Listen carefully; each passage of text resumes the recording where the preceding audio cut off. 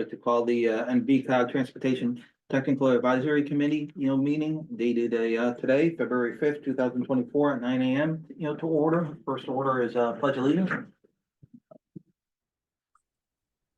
Pledge allegiance to the flag of America, to the republic for which it stands, one nation, under God, indivisible, liberty and justice for all.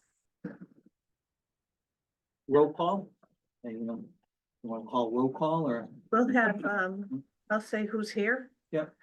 Sheila O'Malley from Ansonia, Raymond Rogozinski, Bristol, James Stewart, Naugatuck, Glenn Clark, Thomaston, Jerry Lukowski, Watertown, Paul Bunovich, Watertown. Did And I we're miss it? also Oh, I see joined by Grayson from the Department of Transportation. Grayson from Department, and who's Mark Jewell? He's DOT consultant. BHB. DHB. Okay, and Michael Delia, Kennedy Collective. Okay, And Matthew And Matthew Tarnowski. Southbury. all right. Great. Next item, public comment. Anybody from the public want to make a comment? If not, approval, next item, approval of our meeting minutes. Is there a motion to approve the meeting minutes of December 4th, 2024? So moved. Motion made, seconded. Second, Any discussion? All in favor? Aye. aye. Transportation planning, lots of cost change. Kevin? Yes, good morning, everyone. So this is a cost change for Guernsey Town Road. This is a project that has already been onto construction, has been completed, but there was some overages during the project, construction phase. So we have an overage of about 110,000. And so, well, we had discussions with Watertown and we got this to the department. The department did agree that the overages were justified. In Naugatuck, if overages are not justified, it is on the town to pay for any overages. But here, they were Let me just justified. clarify real quick. Yes, go ahead. Yeah, so technically the agreement, the Naugatuck agreement with the towns does say that towns are responsible for overages. And so in some cases, with justification and with departmental approval, we can extend the extra balance, but in general, and we do want to make this point, that in general, overages are the responsibility of the town and are not eligible for additional reimbursement from the department. Yes, and that's a very good clarification to make. So these are the reasons that the department did sign off these overages, that they were justified. The first thing is that utility relocation took a lot longer, which ended up causing delays in the project and having a cascading effect. And the second thing was during design, borings were done for the proposed roadway alignment. However, during construction, the roadway alignment was shifted because there's, I believe, a large amount of bedrock underneath that change the road location, and then they ran into construction issues with the new roadway alignment. So there is a motion on the table to recommend approval of the allocation of additional Naugatuck funds for the construction overages. I'll take any questions. Of course, Paul and Jerry are both here from Watertown. They can take any questions as well. This is is there a motion to approve? I'm not sure if I could put the motion. Sure. Yes. Yes. I'll make a motion.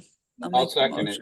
Yeah, and then under discussion, is there any, are there any Yeah. questions or additional information that the committee should be aware of? I guess that's something I can add. This is something that we haven't had occur for a Naugatuck project before, so we really want to get this through TTAC, have TTAC vet it, and then we'll be sending this to the board as well, with a TTAC recommendation, if applicable. I do have a question, but it's more a general question, so I'll wait until after this motion gets cleared. Is there all in favor? Aye. Aye. Motion passes. And just as a follow-up question, so the way the lots of documents are written, anything over has to, this municipality has to pay for, like on state local bridge programs where there's a supplemental agreement. The supplemental agreement is like the bid price plus, I believe, I think it's 20%. Like what amount is set based on the original estimate? Or like, is there a commitment to fund? And does the commitment to fund include a contingency? I guess is my real point. It does, yeah. So lots of projects are actually funded at the low bid. plus 20%, so 10% for incidentals and a 10% contingency. Yeah. And so historically, all of our lots of projects, or the vast majority of lots of projects, have come in under the total allocation. Which is why, as we were talking about before the meeting started, and we'll continue to talk about, return of extra funds from older lots of projects still remains a priority for us. One of the things we're seeing is that, especially projects that went out to construction in the last couple of years, really between 2019 and now, because of the prices of time and materials have changed so significantly, we've started to see projects run up against the full allocation, the low bid plus 20%. And so, But in all fairness, once again, correct me if I'm wrong, the commitment to fund is based off the bid. No, the commitment to fund is the first letter that kind of gives you that this project is a good lots of project, Yeah. and they will fund it. When you actually go get your money, it's based on low bid. Yes. So commitment can be $1 million. When you go out to bid, it could be 1.5 million. It's the 1.5 million that is the program is based on. So like, for example, this project is, the cost of it is the low bid plus 20% Mhm. plus 110,686. Yeah. And again, to be clear, this was a special case. It was determined that these overages were due to really unexpected, what was it, the rock excavation Plus that, utility, we have Yeah. 4 different utility companies or yeah. between Eversource, LT's, Comcast, and then Charter, we didn't even know was on the poll. Right, so it was, everybody agreed that it was very unforeseen. We had a case in Cheshire very, very early in the program where they just missed something. They didn't include, I think it was repaving the aprons on driveways. That should have been known and should have been included. So we didn't approve that overage, but in this case, it was determined that it was unforeseen.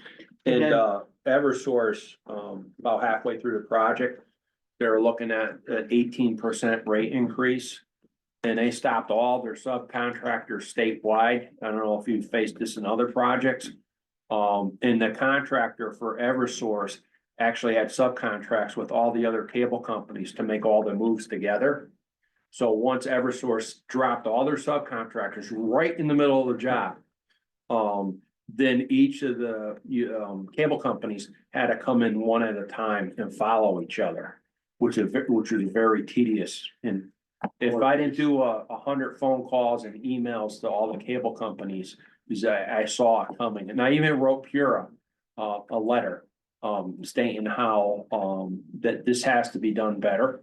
Because you have overhead, it's not like call before you dig and I know what's underground. Overhead is not really, marked with all the different companies that are up on the pole. And there was one abandoned cable company that we had a hard time coming out there because they changed hands, the cable companies over the past few decades. So I don't wanna, take up everybody's time and go down a rabbit hole, but I guess even that surprised me. So like for us, if it was a local road, they would move everything at no cost. They did. Just, Okay. Yeah, so the cost overage here is not for the actual No. relocation of the utilities. Yeah. Yep. It was more of a cascading effect of, because utility relocation took so long, a bunch of other things happened. And unfortunately, the scenario you were describing seems likely to happen again. Correct. We've already seen commitments from the power utilities to reduce their spending in Connecticut on utility system upgrades, and so this may not be the last time that utilities become an issue on a project like this. Well, honestly, I'm sure utilities will be. Well, I guess they're always an issue on projects like this. But I do believe that Pura, because it was even an issue in Bristol, quite frankly, not associated with construction projects, really associated with double poles that even Eversource has like a pilot program where they have like one contractor do everything in the pilot program. I know it was in Bristol. I think it was also in Waterbury. Okay, so sorry to, diverge. Any questions, comments, before we move on? Next one is Waterbury urban area. CMP, Rich? Yeah, Donovan? so we've talked about this a couple times in the run up to this meeting. As you all probably remember, a little more than a year ago now, we went through the process to request designation for the Central Naugatuck+Valley MPO, or the Waterbury urban area, as a transportation management area. So a TMA is designated by default when an urban area's population hits 200,000 people. The Waterbury urban area's population at the last census was 199,000 and change, so just about 600 people short. But because of the complexity of the transportation network within the Waterbury urban area, and the way that we operate our program, we have already been fulfilling the requirements of a TMA. We've done most of this work with our partner agencies for the Hartford, New Haven, and Bridgeport, Stamford urban areas. And so on October 31st of 2023, we were designated as a TMA by action of the Secretary of USDOT. And so one of the major requirements that comes out of that is that we must develop and maintain a congestion management process. And so at the March meeting of the CNVMPO board, we will be bringing the document about that process forward for review and hopefully for adoption. But like the name suggests, it's really not a plan or a report. It is an ongoing process. And so that process includes us monitoring congestion within the urban area and developing strategies to address that congestion. We are relatively fortunate here for the Waterbury urban area that congestion is not the same kind of issue it is in many other parts of the state. You know, we do this with Bridgeport, with NVCOG and WestCOG, with Bridgeport Stamford urban area, and we all know that 95 through Fairfield County is a whole different story from what congestion looks like up here. But what that does do is it allows us to really focus in on the spots where we do know we have an issue. And so I want to talk through some of the strategies that we're working toward to address congestion within our area. That'll end up in this report that ends up going to the MPO board and then of course ask for all of you to endorse that for their adoption.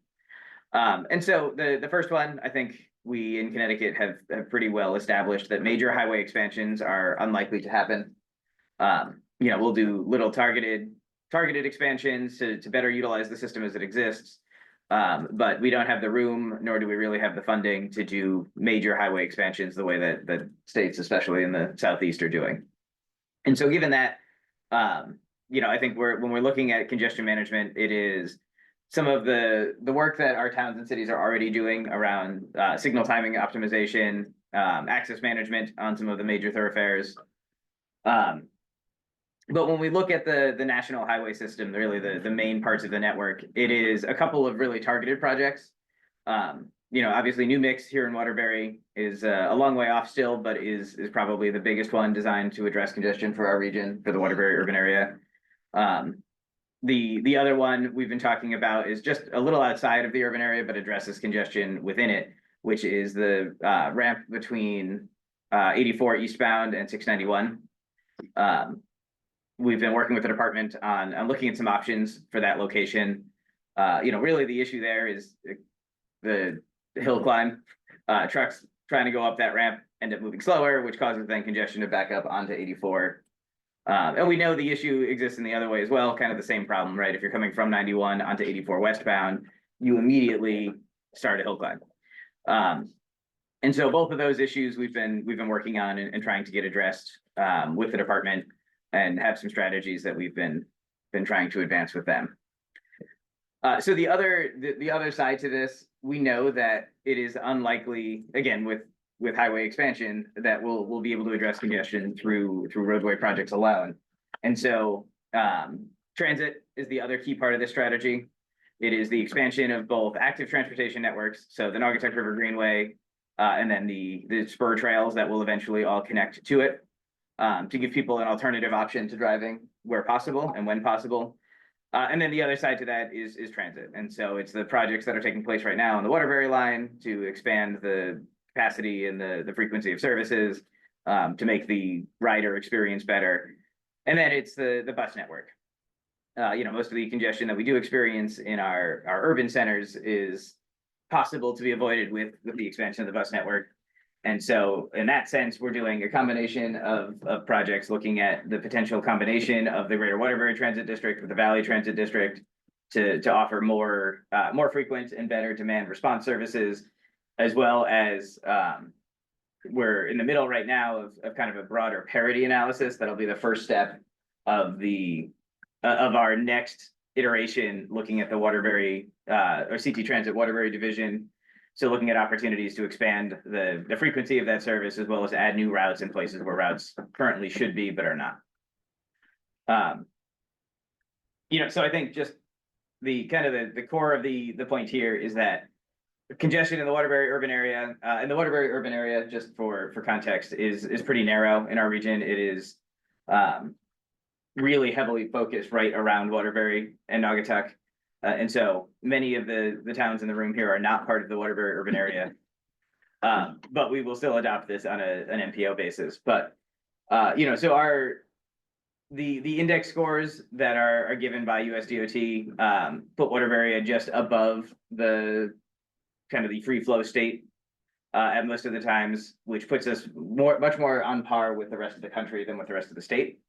And so our congestion management process gets to be a little more flexible in looking at some of the other options that we can, some of the other things that we want to do that align more closely with our and the state's VMT reduction strategies, and some of the better demand and fixed route transit services to address that congestion, rather than focusing specifically on major highway projects. So I'm happy to take questions on it. I'm happy to go further into any of those strategies. And we'll have drafts of this document sent out to all of you once the final report is done, as well as it'll be available for public comment for a while in the run up to the March meeting. Yeah, right. Is the CMP primarily focused on the interstates, or how about like the arterials? And I'm thinking like, the area of 63 and 73 in Watertown, where it's been documented where it's well over capacity during peak hours. Was there an opportunity to address that sort of thing too? Yes. Yeah, so the CMP focuses primarily on the national highway system roads. But we have the option to add arterials as well. And so we are looking at kind of expanding out into some of the major arterials through the region. And so actually both 63 and 73 are on that list. So we'll have documented in a more like formal and federal process way the congestion that exists out there, which then lets us work towards strategies to improve it.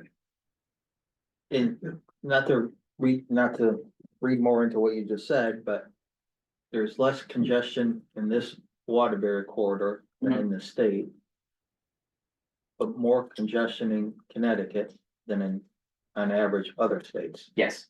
I assume that's a function of like congestion, as measured as like the total road network versus where it, congestion actually is, or how's that determination made?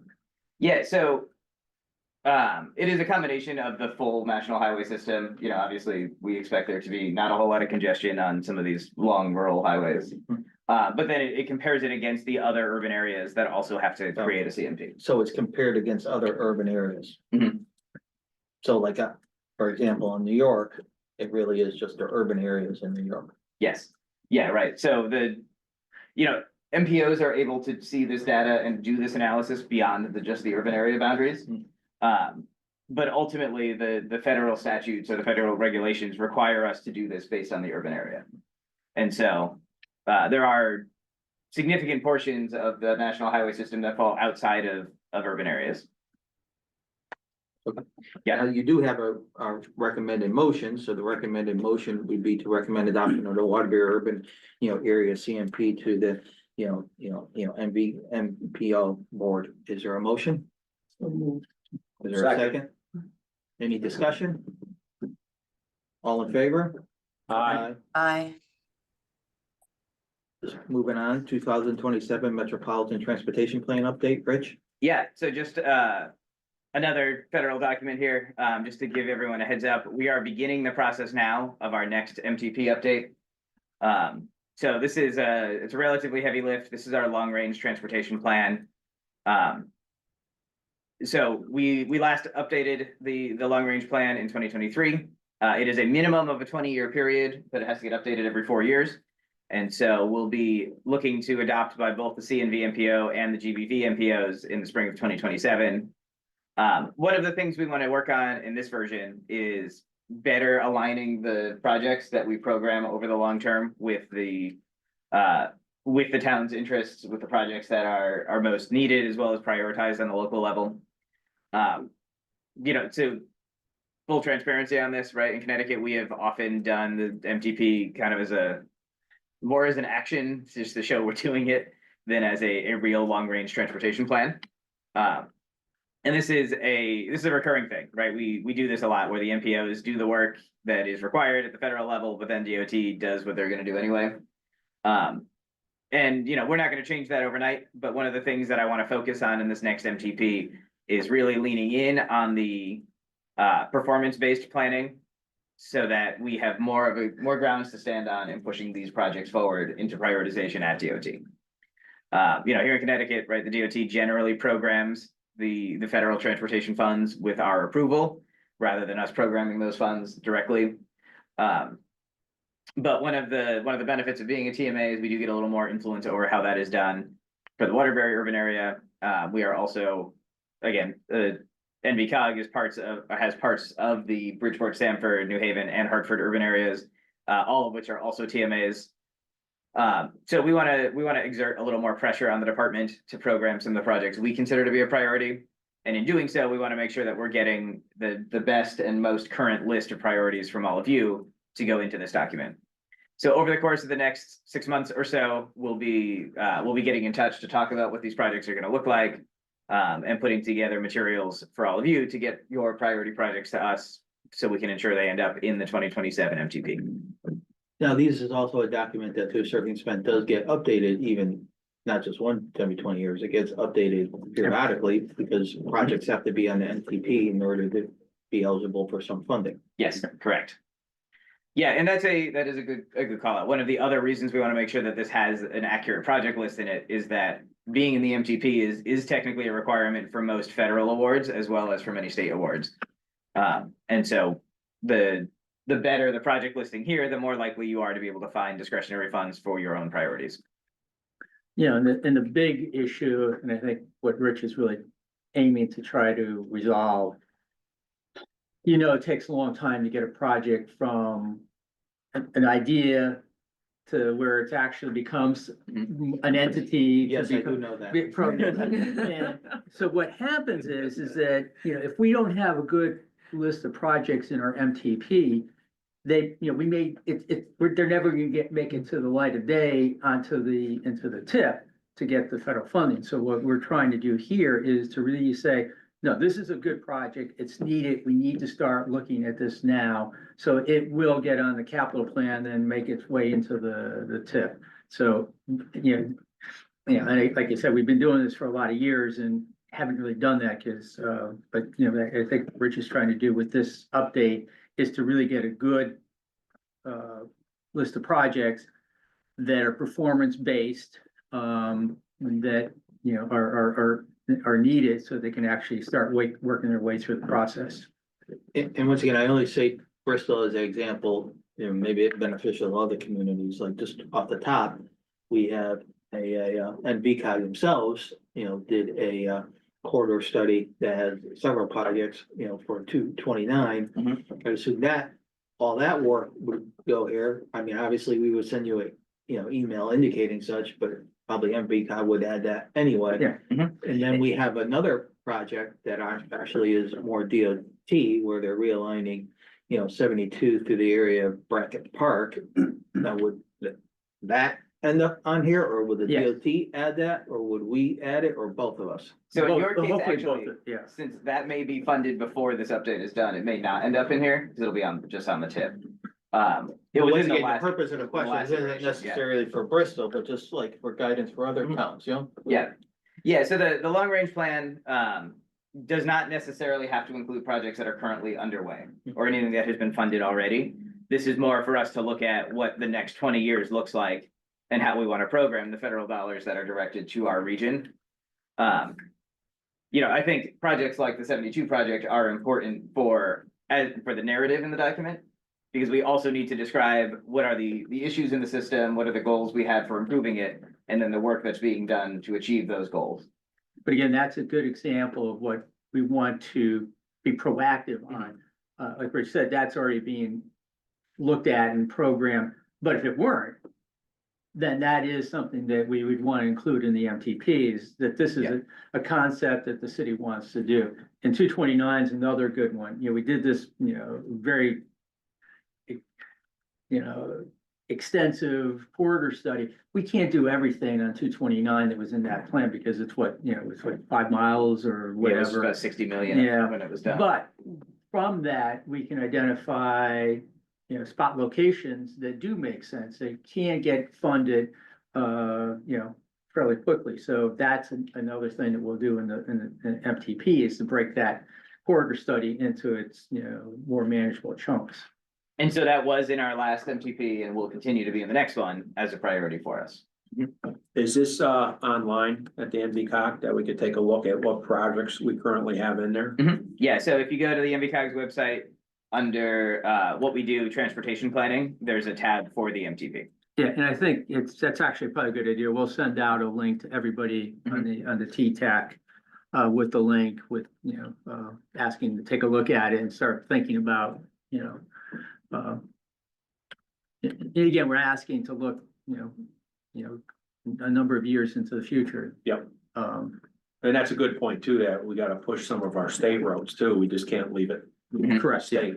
Well, and that's the other thing. It's like, yeah, we want to see the municipalities have a little bit better say in what the DOT programs on, you know, their assets.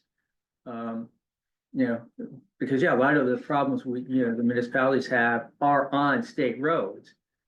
You need to have a say in that, you know, I keep getting back to the Route 34 project in Derby. You know, if that project were just left to the state, you'd have a 4-lane, almost mini expressway through there.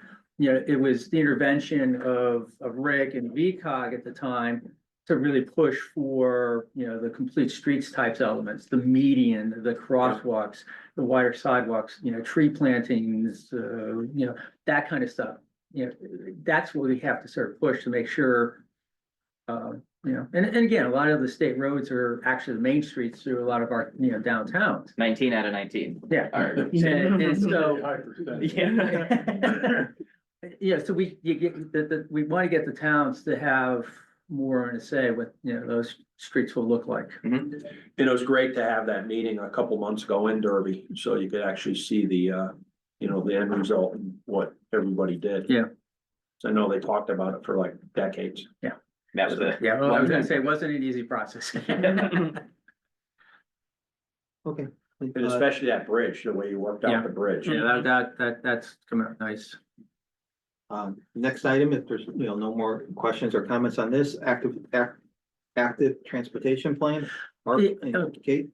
Yeah, again, we're working on putting together an active transportation plan for the region. It was started as sort of a bicycle and pedestrian plan, but we, you know, changed it to reference all forms of active transportation. So it's gonna be a little bit comprehensive, that we're gonna look at basically all non-motorized mode. This got started, 22, I think. Elliot, who was planner here, when he left, the work on the plan sort of got put on hold. So this is just sort of letting you know, we're trying to re-energize it and, you know, restart it up. You know, we want to reconvene the project advisory committee that was formed at the start of the plan. You might be getting notices that, you know, we'll be asking for input or participation. We did do an online survey that has been closed, I think it was December, I think it was, not November. And we're gonna be looking at those results and responses to see what we can glean from that effort. Elliot at the time had put together quite a bit of the existing conditions type of review of the region in terms of bicycling and walking primarily. We're gonna be reviewing that and updating that as, you know, to reflect, you know, more current conditions. And we're also doing a fairly extensive safety assessment. We're looking at all the crash data that's available. It's for the Yukon repository. Because we want to really highlight hotspots. You know, where, you know, a lot of the pedestrian crashes are occurring, so we can sort of hone in on, these are sort of critical areas that we need to sort of really look at. And we're also, part of the safety assessment is also looking at, you know, I don't want to say causes, but, you know, sort of contributing factors to some of the crashes. Yeah, is there something happening in a specific location that we could deal with to reduce the numbers? So that's in the works, and we're hoping to get that, you know, pretty much wrapped up in a couple of months. Our completion date is, we're trying to be kind of aggressive. We'd like to get this done by, you know, the end of this fiscal year, you know, around July or so. You know, Kate's gonna be reaching out to the towns, like I said, to, you know, really re-energize the stakeholder engagement piece of that. So, just, yeah. Just want to make everybody aware that that's coming, and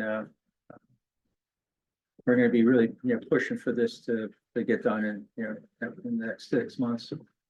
And can answer any questions.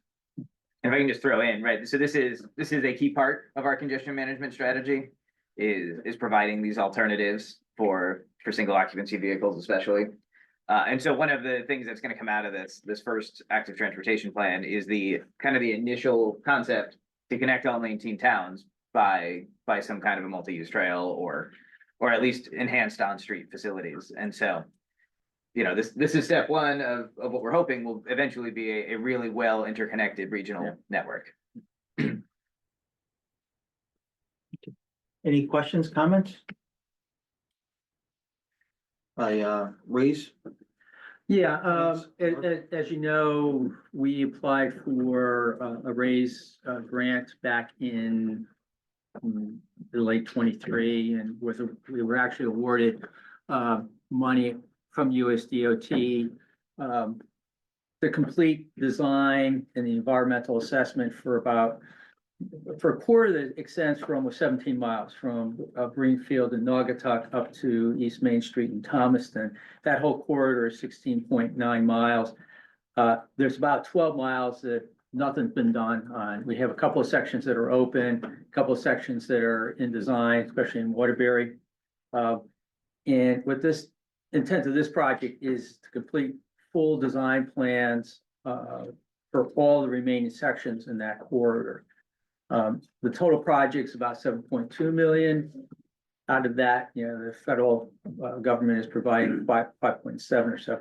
And what unique part of this project are two things. One, we're leveraging state recreational trails money as a non-federal share. Four of our communities had received state rec trails money that we're now, DEEP's allowing us to leverage that as a non-federal share. Federal Highway has approved that. We're also asked for what's called tapered match, which means usually when you do a project, it's 80-20, and when you do invoices, it's always 80-20.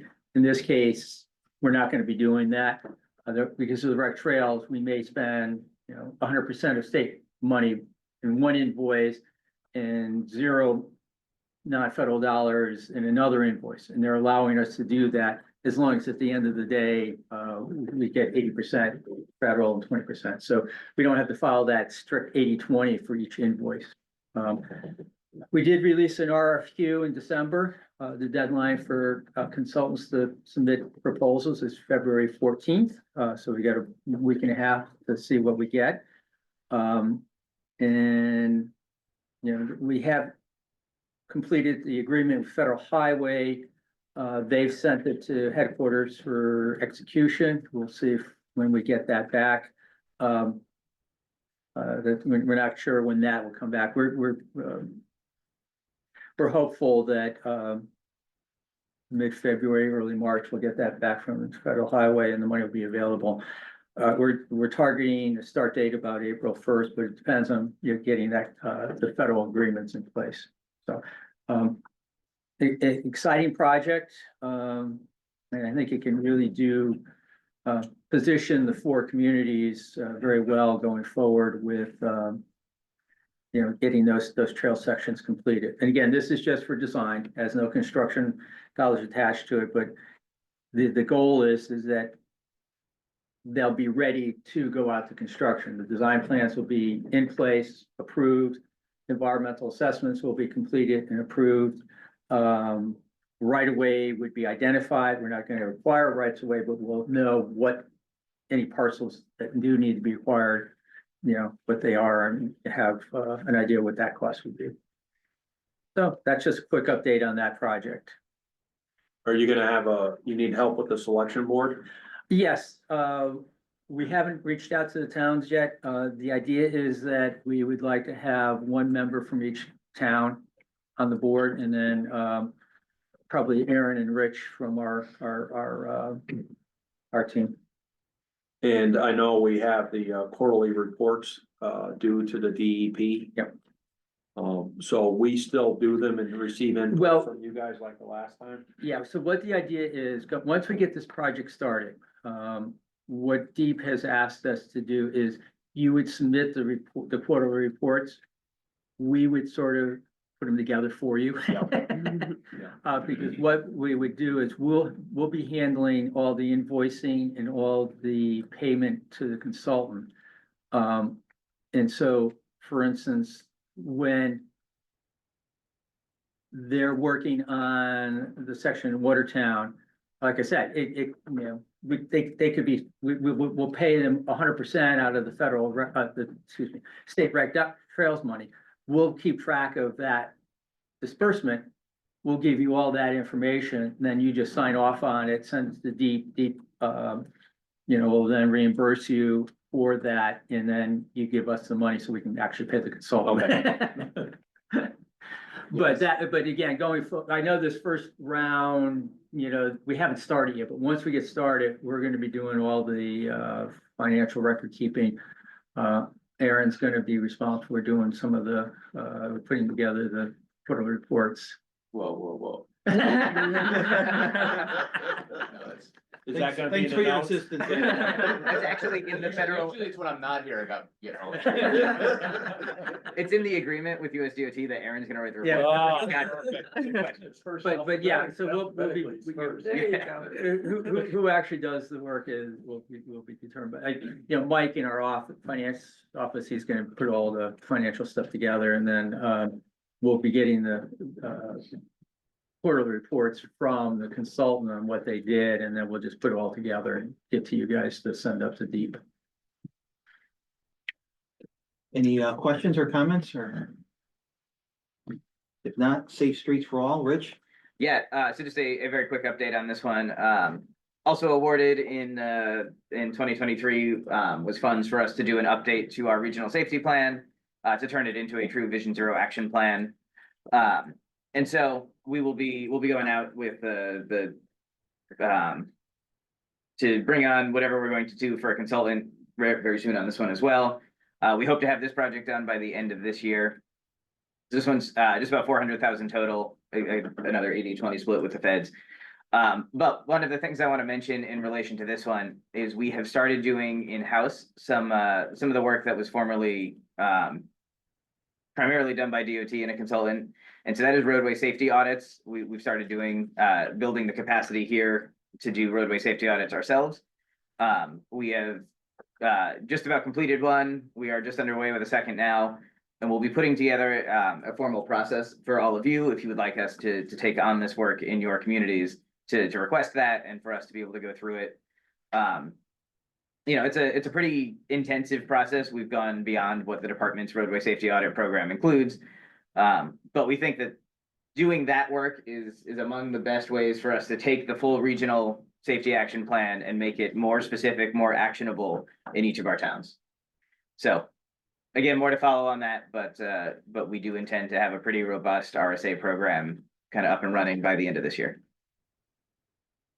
Side note, and I'm ashamed to say it, what town is that picture from? Crystal? Because it Yeah. does look like.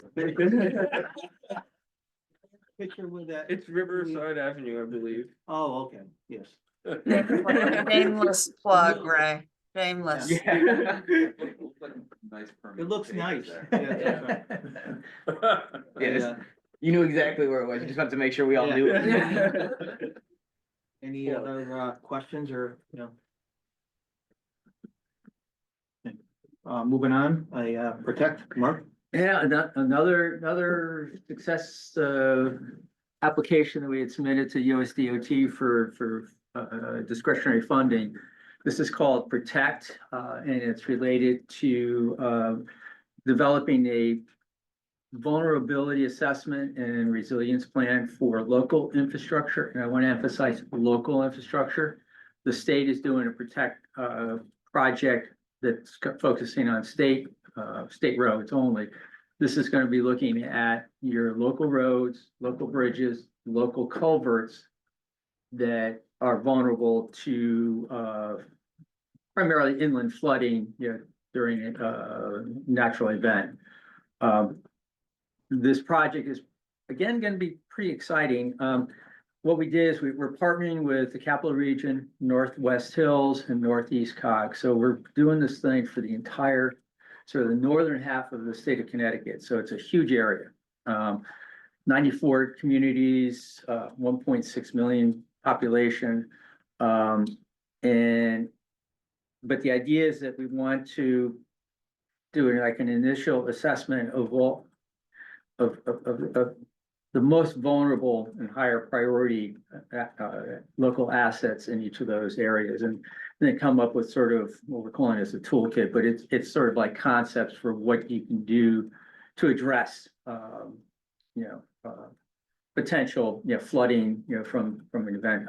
Again, what happened back in August and some of the towns in Oxford and Southbury and stuff like that, that's what we're trying to address. That rainstorm was just unexpected, but it created so much damage. That's the kind of thing that we're trying to address in here.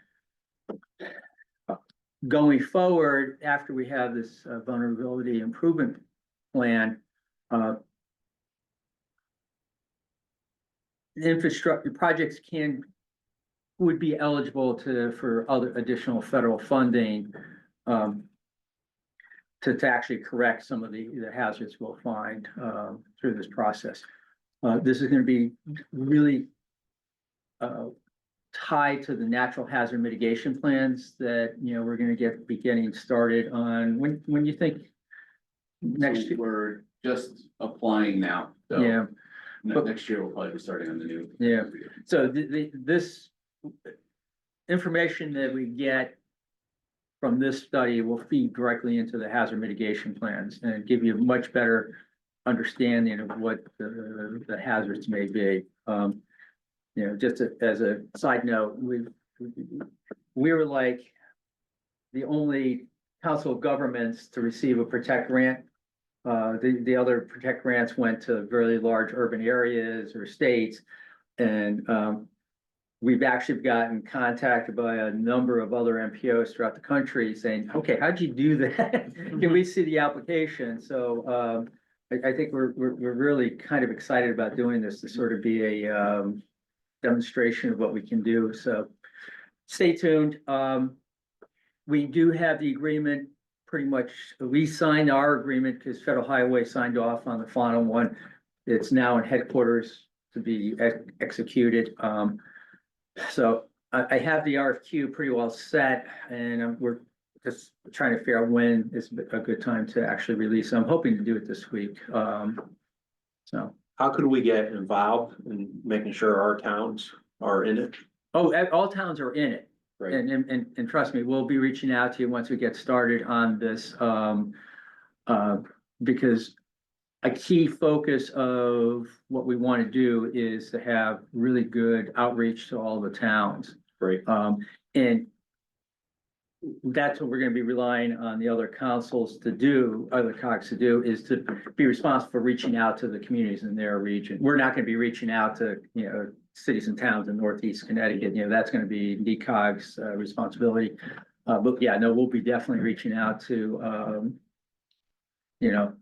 all the towns, meeting with, you guys plus, emergency management directors in the town, inland wetlands people, anybody who has some knowledge about, inland flooding in your communities. And, and then what we'd like to do is identify, the most vulnerable locations and do a little bit more of a deeper dive into what's going on there.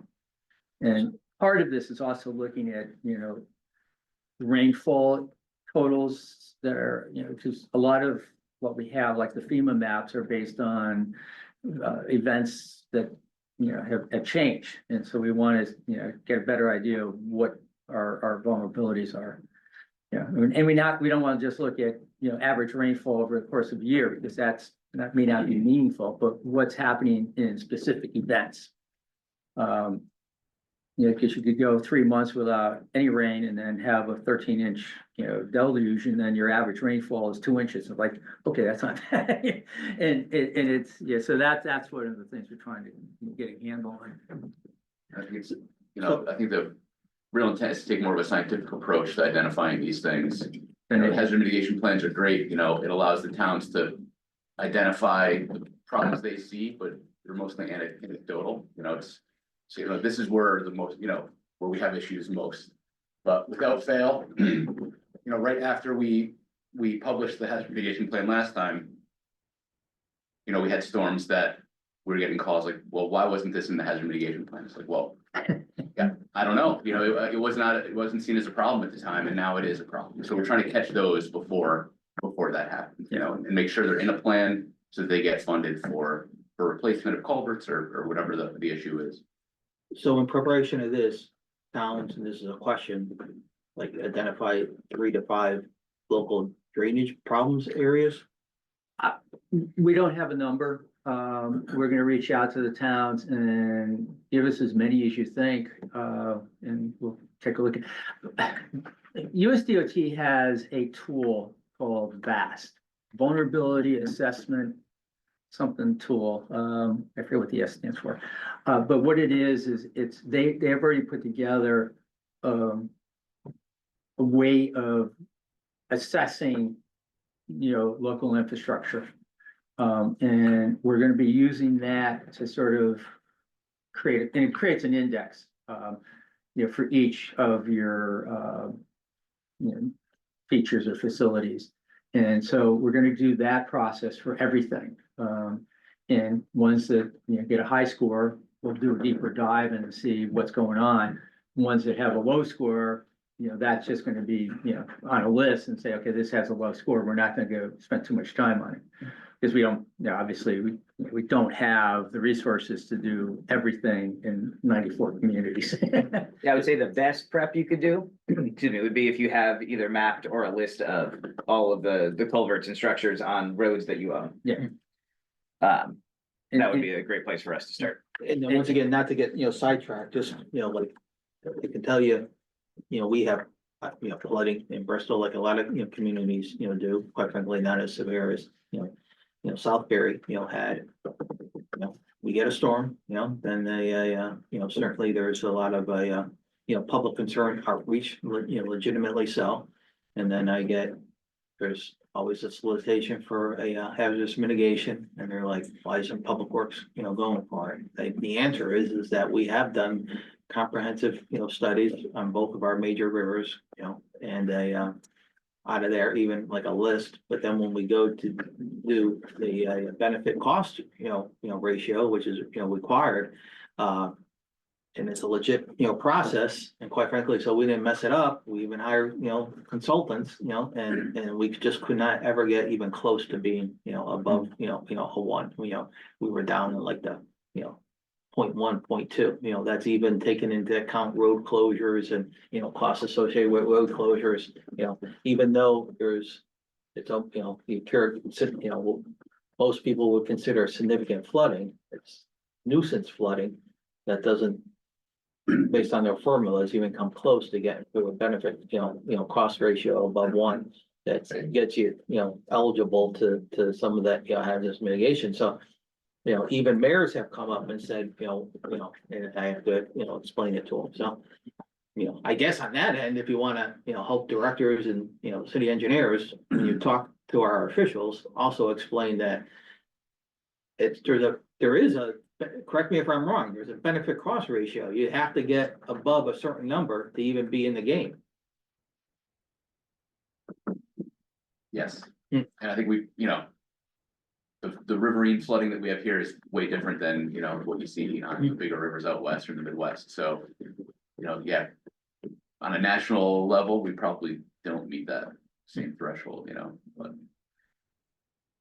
I think. Knowing where the problem areas are, even if it's not funded federally, is still important, and, we can, target things that need to be targeted. Any other questions or comments? If not, selection and advisory committees, Rich? Yeah, so just a kind of another update here, to Jerry's question from before. We will have several RFQs out there for consultant services, and so we will be asking for volunteers to sit on those selection committees. As you know, right, the selection process is really specific, as well as has to be well documented. We need to have good representation from across the region on those committees to ensure that the selection is fair and based on actual qualifications. So we'll be asking for volunteers to sit on a few of the selection committees. The other one, we had mentioned this once before, but we're going to be standing up kind of a pair actually of advisory committees to take on two different roles. The first is going to look at safety, is going to do safety analysis of the projects across the region. And this would be both for lots of projects brought forward by the towns, as well as for state projects that are proposed in the region. As part of our commitment to Vision Zero, as part of the work towards advancing that goal, we want to be carefully reviewing all of the projects and making meaningful suggestions for improvement around safety elements. The other one we want to talk about is a committee to review TIP projects and TIP amendments as they come in. One of the, kind of to Mark's point from before, right, we have often just kind of rubber stamped the DOT's TIP amendment requests as a region, and this is true actually across the state. And for the most part, these projects are beneficial to our towns. They're well thought out. The DOT does a thorough and meaningful job of engaging before they get to this stage. One of the issues, though, is that when we bring these projects forward and we bring them to the chief elected officials that make up the MPO boards, we don't always have the expertise to review these carefully, right? And so we review and we make recommendations, but we're reviewing from the regional standpoint. We're not necessarily looking at it the way that all of you would. And so for a long time, we've wanted to have TTAC review and make recommendations about TIP amendments. Our every other month meeting schedule makes that difficult to do as a full board. And so I'd like to set up a subcommittee, at least to start with, to review these on a monthly basis and make recommendations prior to the board meetings. And so, I think we can figure out whether you want to appoint people to that committee, if you want to have. We'll start off with volunteers. Volunteers sounds great. I guess I'll volunteer and, I will. Perfect. Yeah. Great, so we can start with those three members, we can go on from there. If anybody else is interested, I think the more representation we have, the better. But I think it's important that we let all of you take the technical review on some of these TIP changes before we bring them forward. So we'll get started with that, starting with the March meeting and go from there. And same thing, anyone who's interested in kind of serving on a safety advisory committee, please let me know. We'll send out a more formal request as well, but we'd like to start reviewing and scoring projects as soon as possible. I can tell you even, for myself, certainly I wanna allocate the time that's necessary to do a good job, so I won't like over volunteer, but I would say if like in effect, if there wasn't enough, volunteers or people stepping up, I can probably get people, in my staff, like I have a city engineer, I'll get the city engineer involved, so if you do, have a need for volunteers that's not, being fulfilled directly, just if you send out a message, even maybe other communities are the same way, we can send, other qualified staff other than, direct members of this committee, Yeah, no, that's a great call. It does not necessarily have to be those of you who sit in this room or call into this meeting, but other members of your municipal staff can do this work too. Any other questions, comments? If not, section 5310 grant, Yes, fiscal year, 2024. Yes, hi, everybody. I'm Joanna Rogalski. I'm a senior regional planner with NVCOG, working with the transportation team right now. And I'm also the person that is point person on the section 5310 grant. For those of you who may not know, it's a program from the Federal Transit Administration that helps people with disabilities and older people to get the transportation services that they need. And one of the things that they do is they provide an 20%, 80% of the cost, 20% match for minivans and minibuses. And this is done in the past, it's been every year. And the application is open right now. The entities that are eligible for this include like your senior centers, municipal governments, private nonprofits, and public transit agencies. So NVCOG can help you with your applications, making sure all the I's are dotted, T's are crossed, and that they're absolutely complete. What you need to know is that the deadline for applying for these grants is April 1st. And 2 weeks before that, you need to have published in your paper that you're applying for this grant. All this information, we can help you guys plan this out. And what happens is the applications get sent to the Connecticut DOT, and a copy of that application needs to be sent to Rich's email.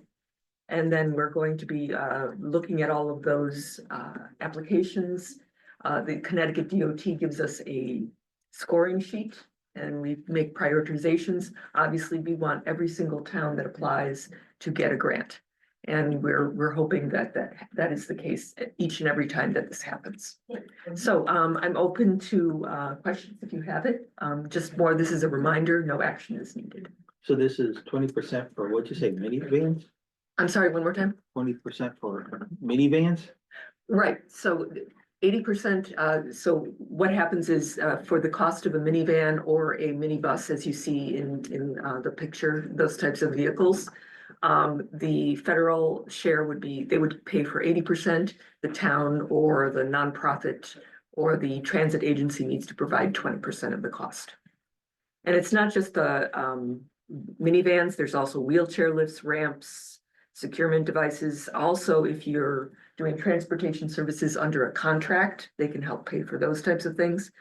So there's lots of options, and if you have any questions, please email me. I can help you out with that. Does it include Board of Ed? No, it does not. Good question. No. The 5310 is primarily for elderly and disabled. Yes. But organizations like adult resource centers are eligible, I think. Yeah, like Bristol ARC, Waterbury ARC has applied in the past. Okay, any questions, comments? If not, legislative update, Drew? Thank you, Mr. Chairman. I'm back with you guys. Jack is no longer with us, the Alvera, so I'll be taking over legislative duties again. So we're in the very infancy of the session this year, so most of what is out there is still kind of as concepts or bills to be raised. They're coming, from various different legislators. So those that come from leadership, we can pay a little bit more attention to, as we think they'll probably have some staying power. Whereas a good example of this is if you see what I listed here, I'll go to the third one, HB 6309 and SB 323, which are both about the STEEP program, the Small Town Assistance Program. They're kind of asking for opposite things. So depending upon what the tone and tenor is of the Transportation Committee, one or both of those may move forward, likely one or maybe some combination of the two. And specifically those two, one of them comes from like the rural northeast corner of the state, a legislator up there who wants to limit the use of STEEP funds for just projects that are for like life safety and critical infrastructure. And then the other one comes from somebody in a little bit more central location, let's just say, that wants to kind of expand the use of the program. So we'll see what happens there. One thing I flagged is the first one, 6679. They're looking to increase the local bridge program allocation, which I think we could all agree with, and we hope that moves forward. What are they, if you don't mind, what are they it's 50% now, what are they talking about? I don't think it's actually been fleshed out yet. Rich, did you see actual numbers? And that's the thing. Some of them will just say enact concerning the local bridge program. We know based on who's proposing it, that it's going to be an increase, but is it gonna be 75? Is it gonna be 80? We don't know. So what I'll plan to do with this group specifically, and I've been working with Rich and other members of our transportation staff to kind of be vetting these as they come along. If anything maybe needs some testimony or we want to flag for you guys to let you know that it's coming down the pipe, we will do that actively throughout the session. I'll just shoot you an email, or Rich will shoot you an email to let you know that there's an opportunity to either testify or to let us know how you feel about something. And then HB 5403, you may remember from last session, they were banning, drones made in China for fear of national security. That looks like it does have legs. So just if you're in the process of potentially bidding on a municipal drone, just understand that you'd be better off probably at this point buying American if you could. Aaron knows a lot about that. So if you have any questions or need any assistance with that, we have our own drone here. Actually two right here. We've got two that are both Chinese Both made. Chinese. So if you really want one Chinese, we'll give you one cheap. At the end. And then the last one, establishing a rural transit expansion fund. This would also be great because what this would do was it would separate and have a separate pot of money for a rural transit expansion. I think one of the worries is if we do start to pay more attention to rural transit expansion, it's going to be taken from a current pot of money that we all use. So hopefully they will have a dedicated source of that, and it doesn't. We're not robbing Peter to pay Paul, as the state and the feds often do. So that we'll keep an eye on all those things. But again, there's a lot more transportation bills. What actually gets carried forward toward a public hearing and everything is when we'll really start to be more actively engaged with the process. Can you send this one slide to everybody, all the municipalities? Sure. That would be helpful, just so we can share. with If people there's a on follow-up our email, side. maybe of all the things that have to come from this meeting, we'll just include it in that. Yeah, Really, the whole slide deck would be helpful. We can send the whole thing. Perfect, even better. I'll stop And it taking is- pictures. not that it's, we'll still send them out, but they are actually on our website on the calendar. If you go back to the past TTAC events, the full slide deck should be there. And then Drew, unless you think there's benefit to the entire group, I'll talk to you offline regarding the submittal of our regional, grant for animal control. So, Oh, no, that's, Yeah. so that is there is benefit to the whole group only because there's an application to follow that includes 3 other municipalities. I will just say that application that you're discussing, which includes for those of you who don't know, Bristol and Plymouth are looking to construct a shared animal control facility on Bristol property that was recently purchased from a private entity. And that application, the draft of that application has already been submitted to OPM for their quick opinion and turnaround before we do a formal submission. So absolutely after the meeting, if you have anything you want me to change or add or anything I need to know about that, please do, because I have a feeling we'll be pushing send on the final version as soon as Friday this week. Okay. any questions, comments? I have a comment just on the STEEP program. I just sincerely hope they don't limit the project eligibilities because that's just, that's money that small communities don't have to fill a gap for some project that's really important to them. So I think the broader and more general those eligible projects are, that's just to all of our advantages. We're not steep in Ansonia, but Seymour is. So just a comment on that. I really hope they don't limit it and leave it as broad and general as it is. Thanks. I guess my only other question is probably an unfair question because your update is on a state level, but what, if any, opinion does NVCOG have on the consequences of any federal funding? For providing any That's a Mark guidance? and Rich for sure. I don't pay too much attention to what goes To be on there. determined. Yeah. So there's no question the changes in administration will have an impact on, certainly on the discretionary funds available to us. Between 2016 and 2020, Connecticut fared pretty poorly in discretionary funds. Over the last 4 years, we had done really well. And so the good news is we have a lot of awards over the last 4 years across the state to execute. And under the we're assumption hoping that that- USDOT maintains the commitment to those, Yeah. you know, that we'll certainly still be busy for a while. We do anticipate that we will be much less competitive in discretionary funds going forward. You know, we've been working really closely with the Association of MPOs and the National Association of Regional Councils, who are coordinating on the work for federal transportation reauthorization. You know, IJA ends next year. And so we'll be looking at federal transportation reauthorization.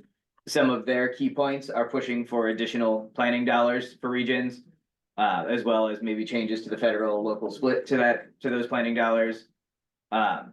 You know, I think at this point, it's really hard to say, though, what Congress is maybe going to be willing to do with the reauthorization.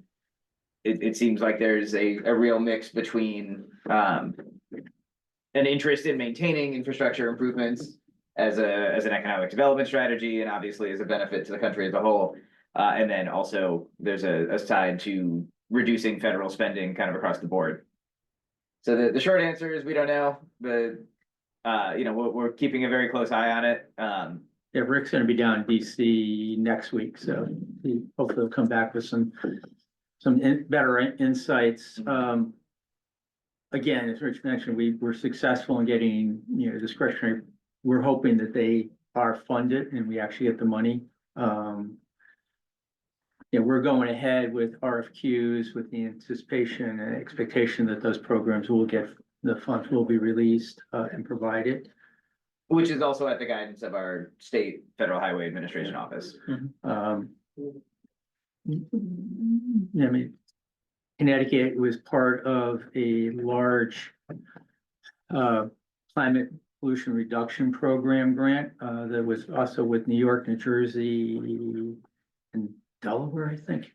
That was a huge project that they received to put, you know, EV chargers at, you know, areas along the interstates for, you know, large trucks, which is actually a trend that is, you know, a lot of, you know, the large 18-wheelers are moving from diesel to electric.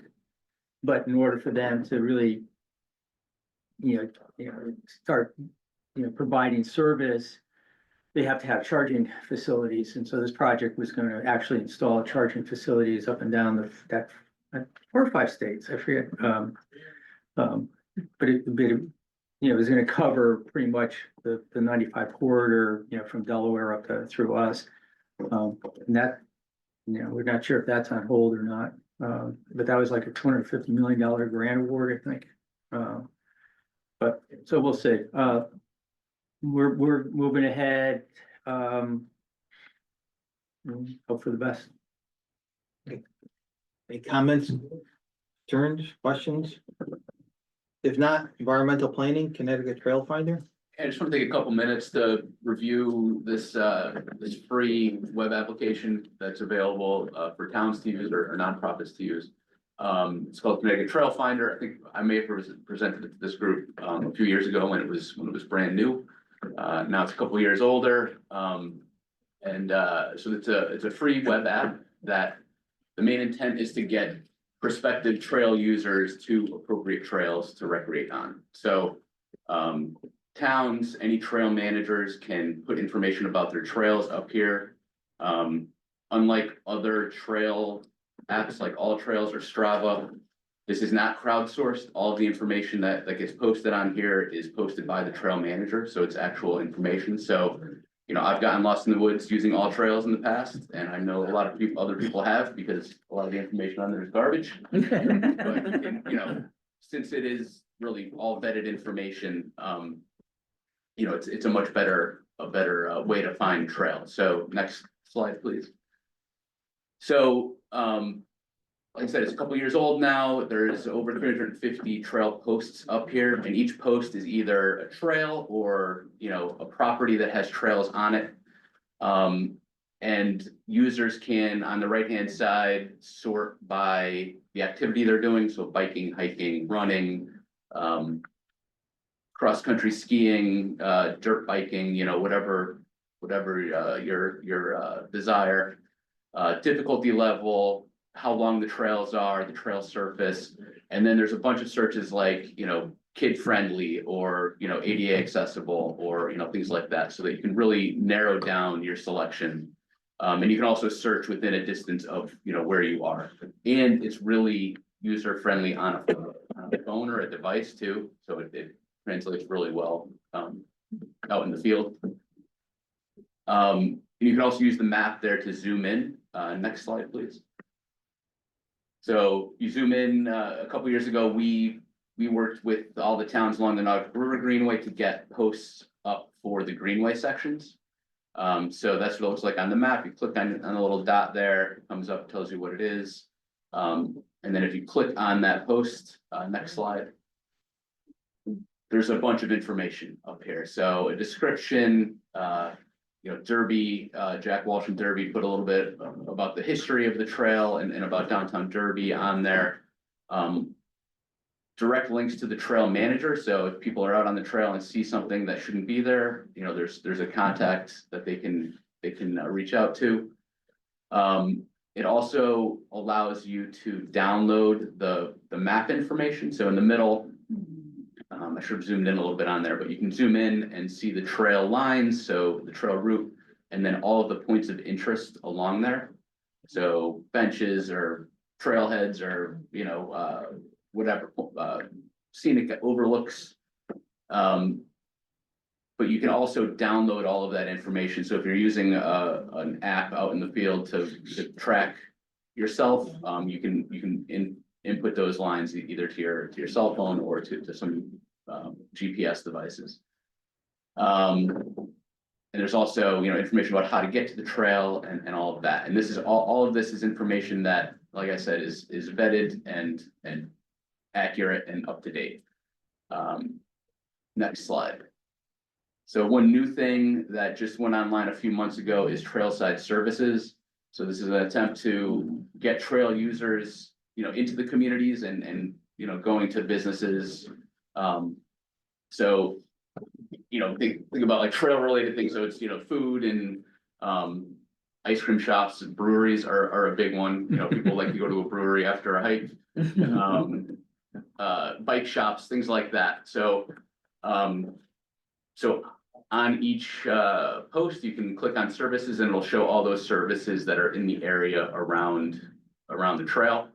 And so the businesses can actually take ownership of these posts too, so that they can post their own information. So a lot of these were just posted by the folks at UConn that put this together. And I should say that this is all developed by a team at UConn that we've been involved with. It was funded by DEP and DOT to develop it, and right now it's being hosted by UConn. Now, like I said, it's completely free to use. Next slide.